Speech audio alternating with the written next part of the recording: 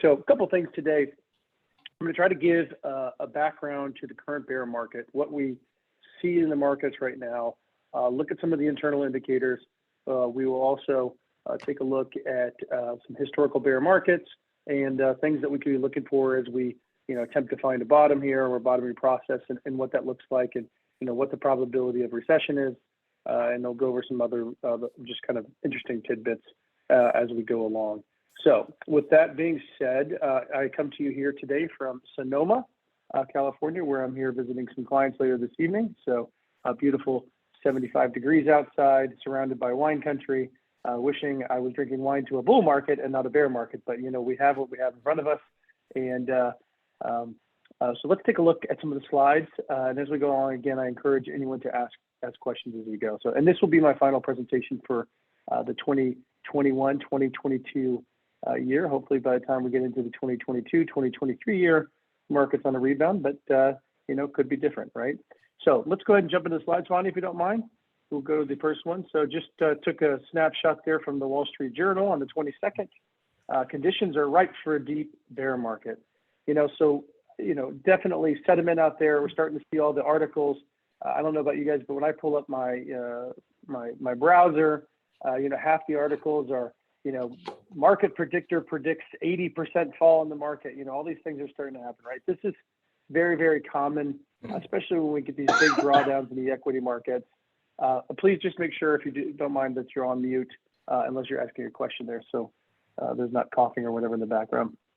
But I've noticed, a significant increase in the amount of really, really bearish sentiment out there. And I got a couple charts here that will actually show that or depict that for us. Next slide, Vanya. So how much S&P 500? Remember, just real quickly, here in the U.S., we look at the major three indexes: the Dow Jones Industrial Average, the S&P 500, and the NASDAQ 100, or the NASDAQ Composite, I guess we call it. A quick reminder, the Dow Jones Industrial Average, is the older, more traditional one, but it's a dollar-weighted average, not as good of an indicator of what's going on in the market, in particular the S&P 500. S&P 500 is a market-weighted index that has the 500 largest companies by market capitalization. So that's what we're going to use today as most of our reference point for what the market is doing.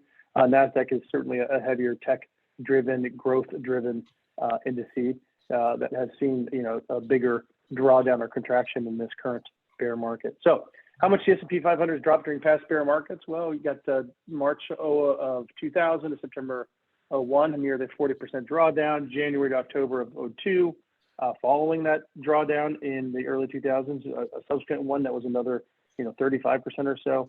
You got the October 7th to November 8th, the Great Recession there that all of us probably remember too well, where the 53% drawdown from the highs in September, October of 07 to the nadir there in November of 8. I believe it's 53% if you go all the way to March of 09.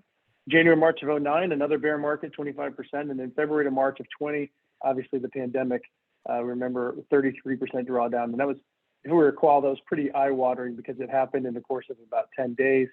And then, massive monetary policy, the recovery, and the bear market was also the shortest bear market that we've ever had in history. Next slide, please. Just to give you some of the internals in the market, several of these presentations, particularly over the last year to 2 years, I've been cautioning this group, particularly for those of you that self-direct your investments, not to get too overloaded in what we call the mega cap tech stocks, because mega cap tech stocks, all the ones that you're very familiar with, Apple, Microsoft, Amazon, Facebook, Google, or Meta, I should say, added NVIDIA and Tesla in here. And the reason I cautioned having a multiple different funds and individual positions all concentrated in the same stock is because you get this, once the leadership breaks from a previous bull market cycle, right? Especially when they become 25% of the overall index, once selling begins, you can get a significant drawdown in the large mega cap stocks or the previous leaders from the previous bull market. One thing I want to be clear about is usually when we get a bear market or we get a longer lasting bear market than the pandemic, you get what's called a change in leadership, right? So different sectors of the economy will emerge as leaders, or in the market will emerge as leaders. I don't know what that's going to be. It could be, financials, materials. Could be more of an old school type of bull market for our next bull market. Not quite sure yet, and we won't know until it arrives. But it's very dangerous to assume that previous leaders in the market will resume their leadership. In fact, more likely than not, they will not. Perfect slide from that. If you go back, I think 6 months ago, I did the history of the markets, and we looked at the top 10 companies from a market capitalization size in March of 2000, and only one of those companies is a top 10 company in the S&P 500 today. Anyone guess what company that is? I'll give you a hint. It's on your screen in front of you. All right, well, not all at once. It's Microsoft, right? So just to give you an idea of some of the companies that were in the top 10 in the S&P 500 in March of 2000, you had Citigroup, which is down approximately 90% since then. You have ExxonMobil, down approximately 70% since then. Some of the other ones, IBM, GE. And so some companies that, are still around today, but don't even, get close to the top 100 in the S&P 500 were top 10 companies in 2000. So if we're looking now, which is 2022, and we go, all right, what are going to be the top, 10 companies market capitalization wise in 2040? I would be willing to bet that maybe one of these companies is going to still exist in the top 10 of the S&P 500. And that, of course, is an economic term called creative destruction, right? And that's part of capitalism. That's what happens. So anyhow, the contraction in market capitalization or value of these companies since January 3rd, pretty eye-watering. You look at Apple, nearly $750 billion of market capitalization loss. Microsoft, $642 billion. Alphabet, and by the way, this is as of, I believe, Friday last week, and after today, this could be even more, especially Amazon. But $634 billion lost in market capitalization. So some pretty significant damage and drawdown in the markets. Next slide, please. But if you look at the overall index level, because there are sectors and there are stocks that are working, it's not nearly as bad as a bear market as we've seen in the past. Not nearly as bad as 2007-08, not nearly as bad as 2020 yet, right? Not nearly as bad as 1987, okay, or 1940-42, 31-32. One of the things that's unique about this, though, is if this week we close down in the S&P 500, be the 8th consecutive week down the S&P 500. Last I heard, that had not happened since 1924. So I think what makes this bear market unique is it's been a very orderly selling process, and the selling has been relentless, right? Every day, if we get one green up day, it literally gets sold into almost every time. And so, let's take a step back real quick. And why is this, okay? And, I'm going to try to stay away from being as political as possible, and I don't want anyone to think this is political. I'm just sticking to the monetary side.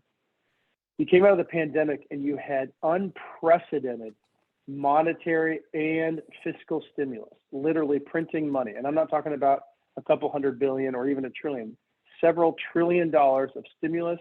We paid people to stay home. We paid people to quit their jobs.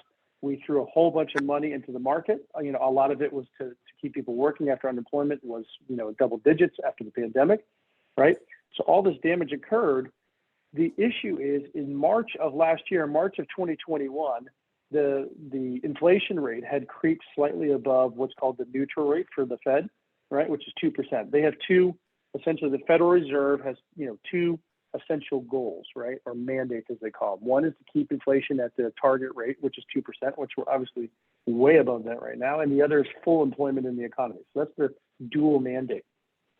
The issue is, and again, this is a matter of opinion. This isn't fact, but I'm just sharing my opinion here as your lecturer today, is that the Fed got way, way behind on turning off the stimulus in the economy and created an extremely overheated economy, and which led to inflation, right? Inflation certainly has some supply side issues, but in the end of the day, and you can go back to my inflation presentation in January, the inflation simply is significantly more demand than is supply out there. Look at housing.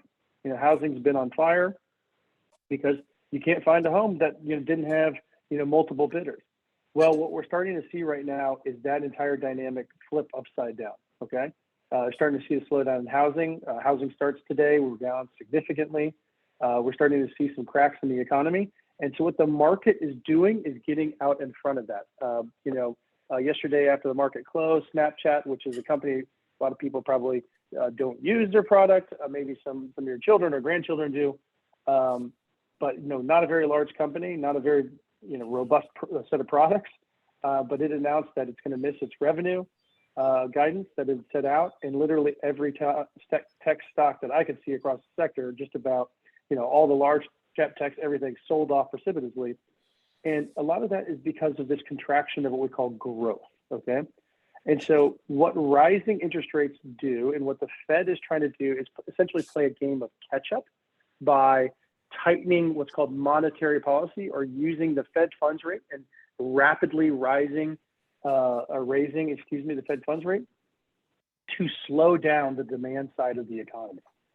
And unfortunately, it's working, right? And it's working probably a little too well. And therefore, the Fed, as much as they think, or as much as they try to control the dynamic to not send the economy in a recession, our base case right now is by the fall of this year, we will be in a recession. We don't think it's a great recession type of recession, but we think by the fall, going into the winter, maybe first quarter of next year, we will be in a recession. Unemployment will probably climb precipitously. We're going to see probably a leveling or a slight fall in housing prices. And you're going to probably see inflation numbers come down significantly by the end of the year. Okay, so some of that's good. Inflation coming down, certainly. Obviously, a recession and people losing their jobs is not what we're looking for. The Fed is shooting for what they call a soft landing, which means they can slow growth to a, when I talk about growth, I mean economic growth, to a very nominal, small amount without causing a recession. But it's like trying to walk a tightrope, right? It's really easy to fall off on either side. And that's the issue the Fed is facing right now. And in my opinion, it's because they got way too far behind last year. And quite frankly, probably, unfortunately, due to some politics. Jerome Powell, the Fed chair, was up for re-election. There was a humongous stimulus plan of $4 trillion that was attempted to be pushed through Congress. Had that been pushed through, we probably would be seeing a market that is down significantly more than it is right now. And only because the bubble would have grown bigger, right? And then the bubble would have burst. And what I'm saying is, at the end of the day, money is not free. You cannot print unlimited amounts of money, even here in the United States, right? Without there being consequences at some point. And that's what we're facing right now, are the consequences of excessive monetary and fiscal policy. Next slide, please. So I found this nice little meme with the bear there with the Bitcoin in its mouth. I don't know if you've looked at Bitcoin, but it's down about 50, 60% from its all-time high. So just like all risky assets, it's sold off as well. Next slide, please. Let's take a look at some of the history of bear markets. I'll focus here on the left side in the S&P 500. Typically a 5% or more decline in the S&P 500 happens about 3 times a year, average length about 40 days. Obviously, March 2022 is the last time it's happened, so we're currently in that. 10% or more drawdown, it's just a little bit more often than once every year. If you remember last year, market was up, roughly 26% for the year, the S&P 500 anyhow, and we didn't have a single 10% correction the entire year. In fact, we barely hit the 5% pullback level. Typical average length of a 10% correction more, 131 days, so about a third of the year. And then if we go down the bottom in the technical definition of a bear market, 20% or more.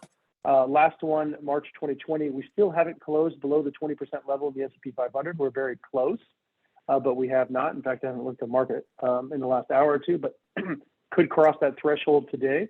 And the typical or average length of a bear market for the S&P 500 is just under 1 year, okay?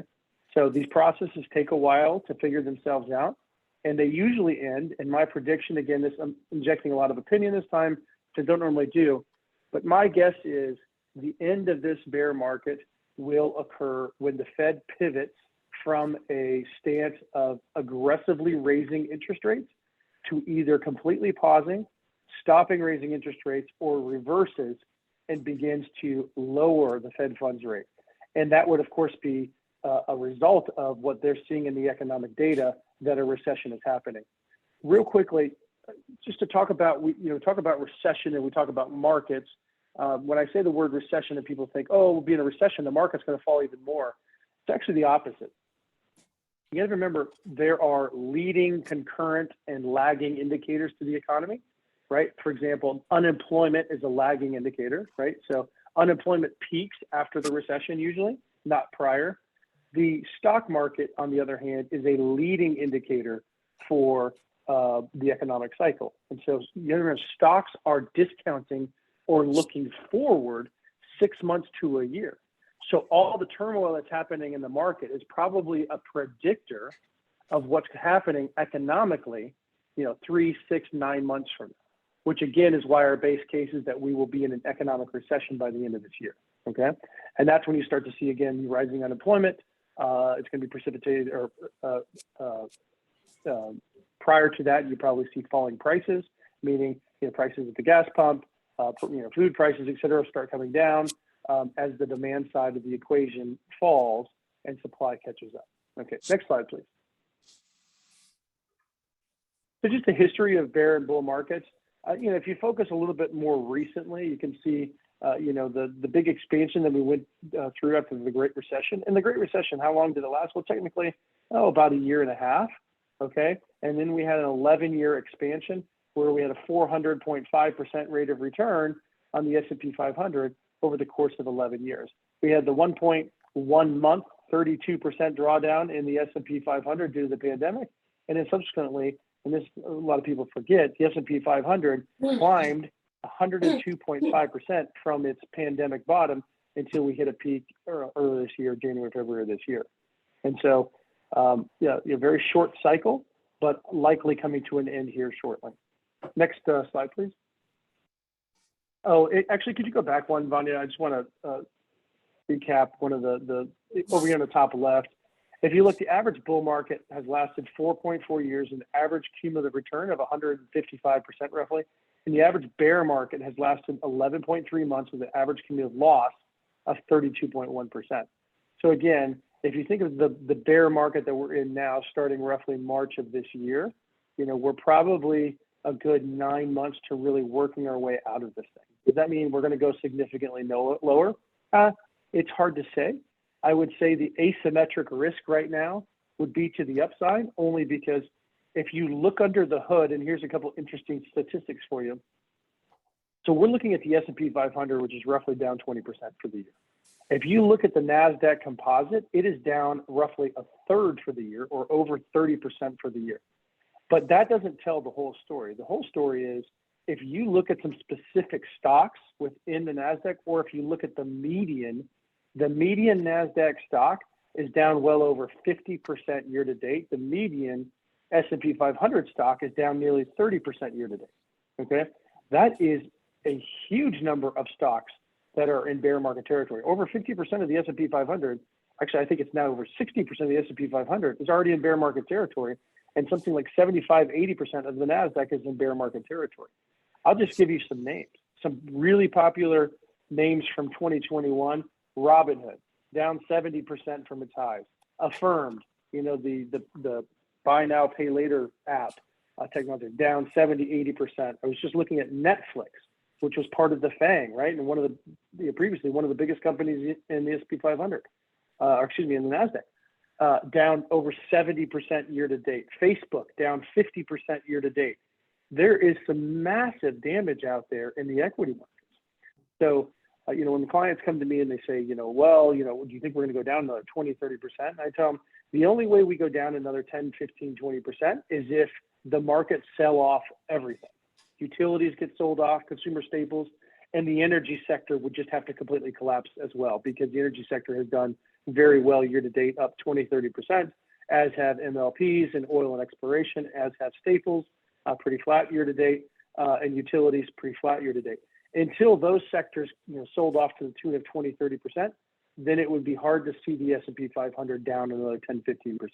Not to say that it can't happen, but I do really think at this point the asymmetric risk is to the upside, meaning that we have a lot more upside over the next 12 months than we do probably on the downside, barring something that is a completely exogenous event like nuclear war or an attack in Taiwan, something to that factor that is a third standard deviation probability. Next slide, please. Sorry, I'm being a little technical here, but these bear markets, it's sometimes good to get a little technical and really look under the hood at some of the things that are creating the bear market. Here's just a chart here on S&P 500 loss and intraday low from the highest point in the previous 2 years. You can see over here on the right in 2020, we're actually not that deep into the bear market. Now, it doesn't mean that we can't seriously go down more and significantly faster, and we could have some type of washout event. But if we look historically, just going back to roughly 1987, then many times where stocks have fallen, equivalent to where they are today. Next slide. I also think that speaks volumes to the process of diversification. I can tell you through the bull market of 2009, I've been in this industry since 2008, the bull market of 2009 to 2020, a lot of difficulty talking to clients, especially in the up years, about why their portfolios are underperforming the S&P 500 or the NASDAQ. And you have to understand, just like right now, if you were concentrated in tech names, you're down 50% in your portfolio, 60% in some cases.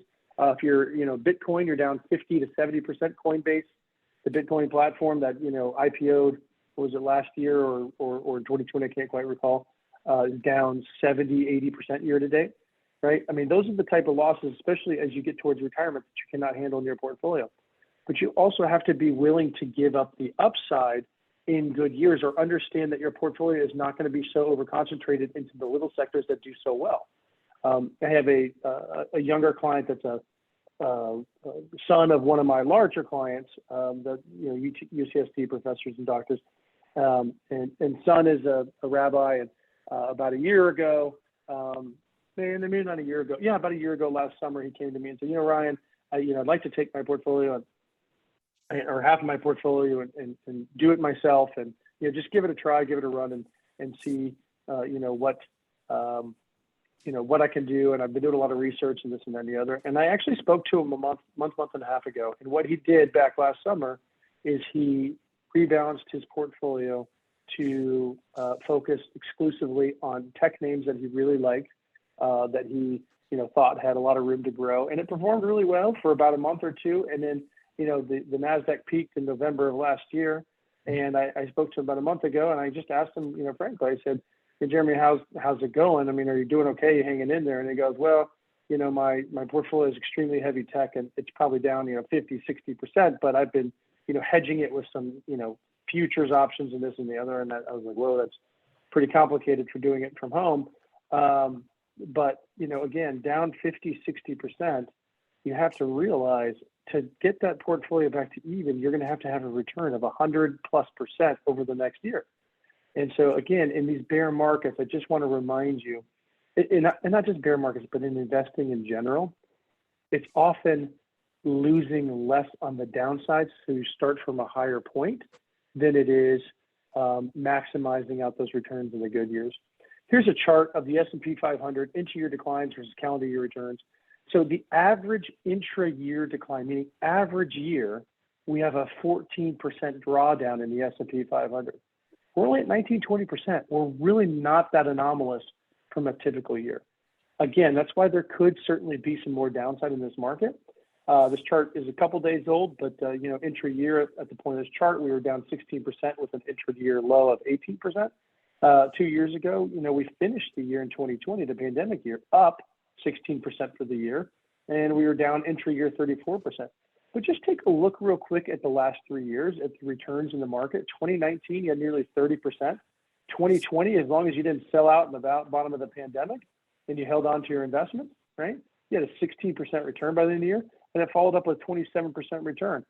Those are pretty darn good returns over 3 years. 30, 16, and 27, right? So roughly 30, 30, and 15. It's 75% return in the S&P 500 in 3 years for an index that averages 10% a year.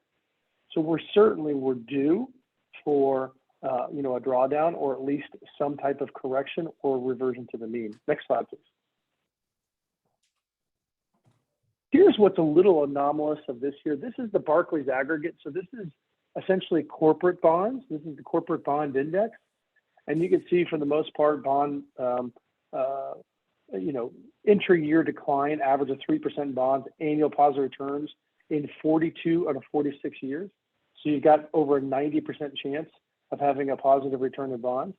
But in particular this year, the first quarter of this year is the worst quarter ever for bonds. Okay, worst quarter ever.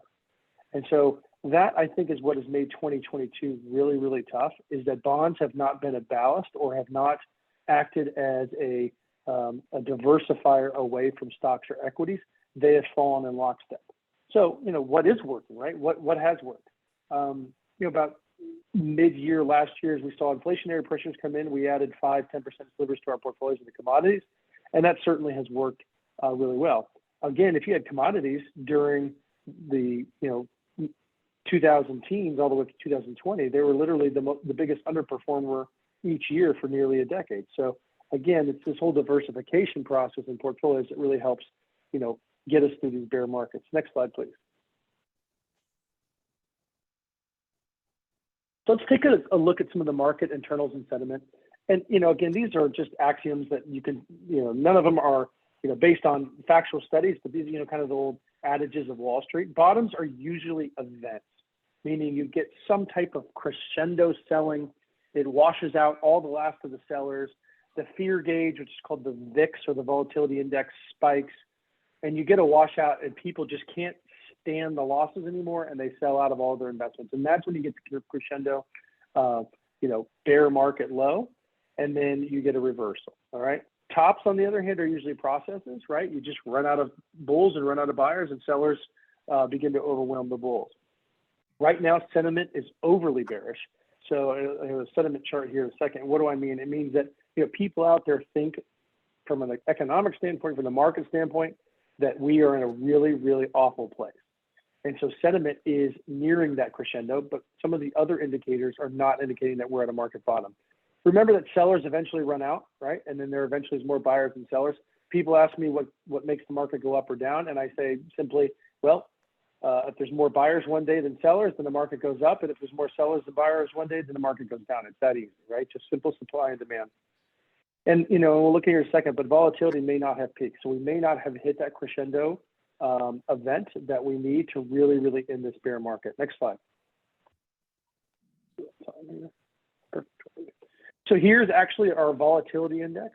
And you can see here the pandemic sell-off. We had a spike way, way, way up into the 80s, 90s on the volatility index. You can see the financial crisis.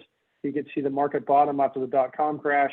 You get these crescendo type of, volatility or VIX spikes, as they call them. And that's usually a good indication that fear has hit a maximum and that at some point the sellers are going to run out. They usually don't coincide lockstep. You usually get a massive spike in the VIX, and then following that, the sellers run out, and then the market takes off and it's off to this next bull run. That being said, you can see here at the very right of the graph, we have not had one of those crescendo type of days or events yet. Does that mean we have to have that? No, absolutely not. You can go back to 2018.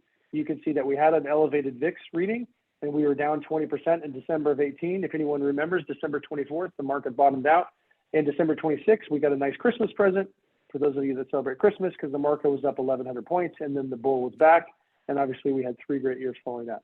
So you don't know, and it's not, it's not a hard, fast rule, but usually we get some one of these spikes. So that's one of the things that we in our office particularly watch is we're watching for a crescendo in the VBO volatility index, or at least watch that volatility start to come down. Next slide.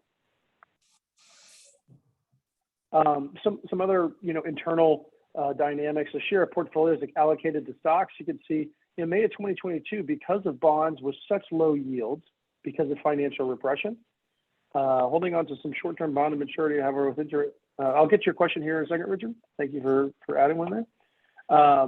So May of 2022, one of the reasons we may be in this orderly sell-down process is investors held a larger portion of stocks in their portfolios than ever before. Maybe you've heard of this acronym, TINA, there is no alternative. So that's certainly been the acronym over the last, couple of years as interest rates and bonds, because of Fed intervention and extremely accommodating monetary policy, kept interest rates low, and it's forced savers out of bonds and money market and CDs because of extremely low interest rates into stocks. And so, one of the things that could be attributed to the orderly sell down of stocks is that investors were overly concentrated in stocks in the first place. Next slide. Share of fund managers who expected short-term interest rates to rise. So again, if we go back to all these other crises that have happened in history, we can see in May 22, the dynamic's a little different because for the first time in 40 years, we are no longer in a bond bull market. And what I mean by that, if you remember how bonds work, on one side, you have interest rate, and on the other side, you have price. Well, when interest rates are at their all-time low, like they were, just a year and a half ago, right? Interest rates have only one place to go. They have to rise, which means the prices of the bonds come down, right? So this is one of the dynamics that we're dealing with in markets right now, is that bond prices will probably continue to fall, and until the yields exceed the amount that they're going to fall, it could continue to be a very challenging environment for not only stocks, but bonds. Next slide. Richard, let me get to your question here. Holding on to some short-term bonds to maturity, however, with interest rate consideration, would it make sense to reinvest in individual bonds, bond funds, or stick with some fixed investments, hesitant to invest in stocks? Yeah, one of the dynamics and Richard, it's tough for me to give individual advice without knowing your full consideration. It's just not responsible, and I would be breaching my fiduciary duty as a certified financial planner. So I can't speak to your individual situation, but I can generally speak. Your final sentence here, hesitant to invest in stocks. That's very common right now, right? I think Warren Buffett is known for saying being fearful when others are greedy and greedy when others are fearful. Well, what is out there right now? Is it greed or is it fear? I would say the market is pervasive with fear. Quite to the contrary of your last statement there. Do you go in and just throw a whole bunch of money at the stock market and watch it melt down another 10%? No. But I think this is certainly a place where you could start to dollar cost average into equities. And if they continue to go down, and this is one of the hardest things to do in investing, is to continue to average down in stocks. Because when the bottom is in, it'll be in the rearview mirror, and we won't know it's the bottom until 3-6 months later. And by that point, to give you an example, if you waited 3 to 6 months after the March 2020 lows of the pandemic low, the S&P 500 had already gone back to even. So you missed out on the entire opportunity. So I am encouraging our clients to have large cash positions to begin to stick a toe in the water, only if they're comfortable with it though, right? If they have a large cash position and that helps them sleep at night, there's absolutely no point of putting that money in the stock. Continuing to reinvest in bonds, you could certainly go short duration or ultra short duration. That's a good, usually a good safe hiding place. Cash is a good spot too, but again, inflationary pressures are outpacing both of the yields on cash, money market, and short-term bonds. So you just have to know over the long run, you're losing to inflation. And over the long term, the best protection from inflation are going to be stocks. So again, scary times in the markets. Here's the Investor Intelligence Advisor sentiment percentage of bullish minus bearish. So, the professionals, they're at levels below the pandemic, below 2018, and approaching the level of 2008, 2009 from a sentiment standpoint. So this is a very extreme reading. This is one of the readings that I think tells us that we are probably getting closer to a bottom. Not all of the internal indicators are saying that we're getting close to bottom, but this one certainly is. When everybody is leaning one direction, that's usually when the market reverses and goes the other direction. Next slide. Lessons of the 73-74 bear market. For those of you who remember, I wasn't even born yet. I wasn't born until 76. But I think it's important to note, this was a high inflationary environment as well. And in this environment, it paid to sell the rips and not buy the dips up until a point, right? If you look at the index points, 120, and by the time you were, where we are now, 20, 30% down, which would equate to where the recession started there, I don't think, it's incredibly easy to look back in the rearview mirror and go, oh yeah, that would have been great to buy at the bottom. But unfortunately, when we're there, you just don't know. I have another question in the chat from Christine. Christine, thank you for your question. When you mentioned investors, is there any difference in terms of big versus small U.S. investors? I would think that what determines the general behavior of the market is what big investors do. In other words, who are the financial agents actually determining market behavior? So that's a good question. We in the industry talk about institutional investors, right? And then retail investors. Those are how we usually divide the two. Institutional investors are going to be pension funds, sovereign wealth funds, large corporations, maybe ultra high net worth clients, family offices, and then retail clients, all the way up into the 20, 30, 40, 50 million range in assets, we consider what are called retail clients. So we're all most likely on this call, retail clients. Who determines which way markets go? certainly institutional investors can force markets at, in short bursts higher, but it takes the entire market really reversing for there to be these huge moves in the market. That's what makes some of these moves that we see in the market as of late pretty eye-watering. To get a move of 3% on the index, whether it's buying or selling, green or red, takes an incredible amount of buying pressure or selling pressure. And that just doesn't come from one, player in the market. That's not just billions of dollars of assets being traded. That's hundreds of billions, if not trillions of dollars of assets being traded. Next slide, please. So, are we going to go into recession? Again, like I said, that's our base case for the end of this year. So let's talk about some different recessions and exactly what we think we're going to have. Next slide. So we're on time here. All right, should wrap this up in about 10 minutes. So the most painful recessions late have been financial recessions. These are the ones that are precipitated by a bursting bubble in the financial sector, which really takes down the banks, which then takes down the entire financial system and creates essentially a fissure in not only the stock or equity markets, but also the fixed income or bond markets. You see, these dislocations, as we call them, in bond spreads that just don't make sense at all. This is not the type of recession we're expecting because the banks are very well capitalized right now. JP Morgan came out yesterday with some fantastic earnings. In a down tape today, JP Morgan is rallying. So I don't think this is the type of recession we're looking at. Next slide. This is more of an imbalance, a classic real imbalance-led recession caused by unwinding of consumption or capital investment bubbles. Also seems unlikely given the strength of the U.S. consumer. I actually, this is a slide from a third party, but this seems much more plausible to me that we are in an imbalance situation precipitated by easy monetary policy from the Fed all last year.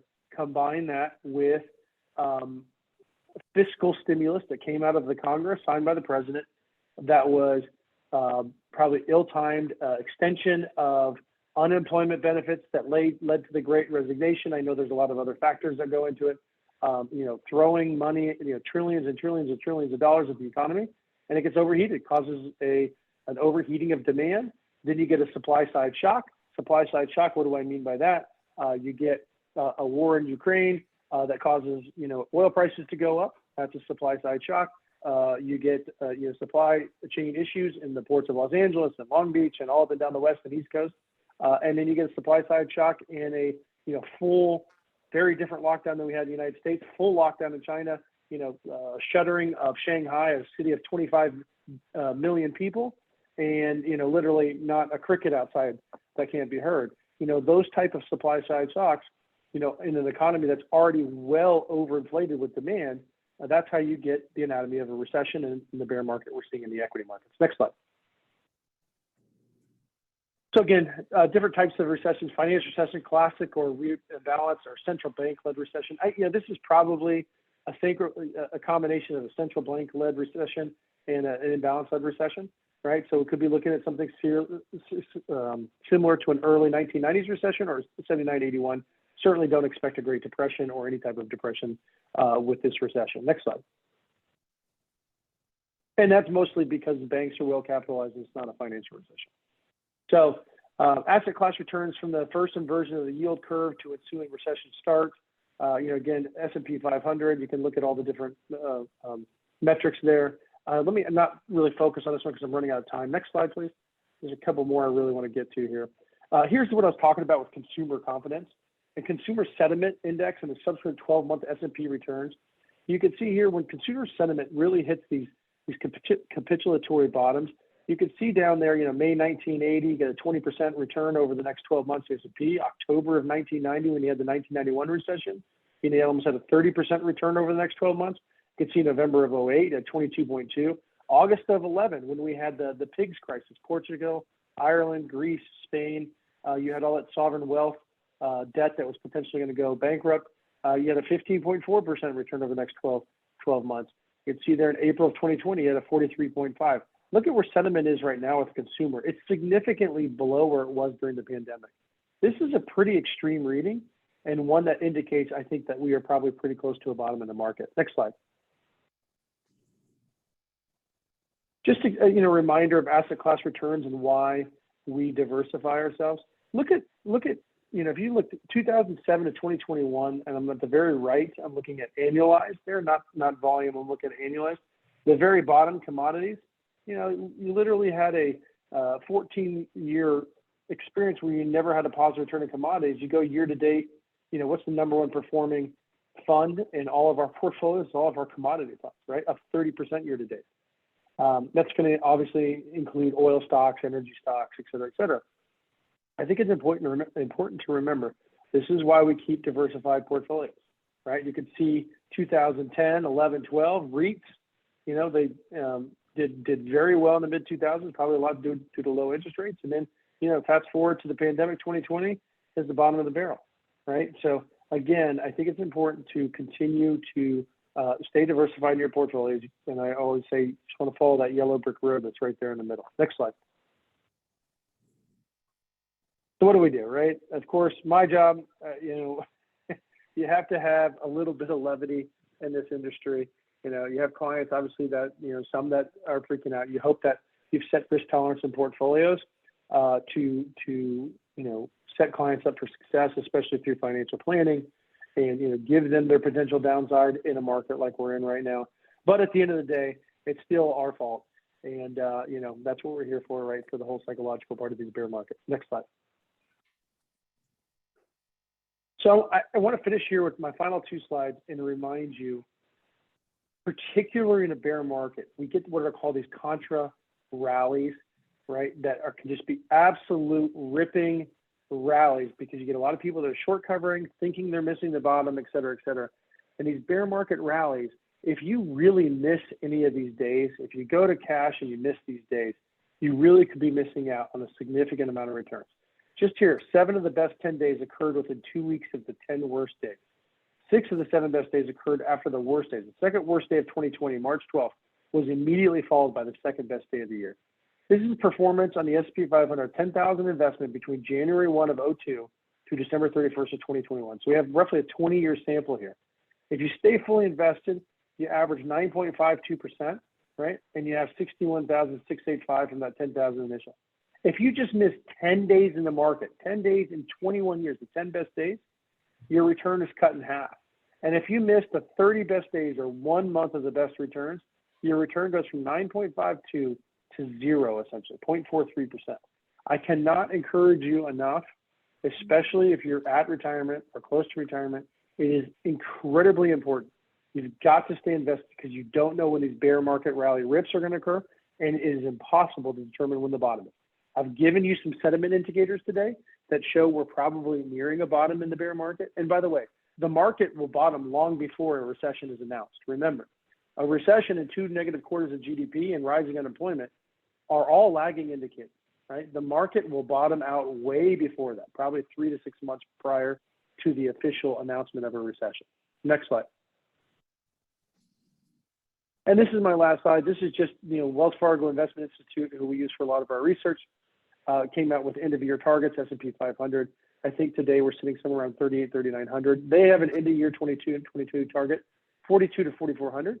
Not as high as where we were at the beginning of the year, but about 8 to 10% down from, the all-time highs, which is, a significant rise from where we are today, up to 10%. So going back to the gentleman that was saying, I'm afraid of buying stocks right now, I completely understand that. And if you can't sleep at night by dollar cost averaging the stocks, then certainly don't do it. But you could be missing out on some significant returns. And just to keep your eye on the prize and why we call it long-term investing, our 2023 end of the year target, 45 to 4,700. So again, by the end of next year, looking at the market having completely recovered any and all losses that it had as earnings catch up and as we emerge from a recession and monetary policy is easing and not tightening. So next slide. I think with that, that was my last slide. And we're right here at 12:47. We'll go ahead and open up for any questions. I'll type my email address in the box here. So if you have any questions offline or something you want to ask me, you don't want to ask in front of the group, you can just send me an email right there.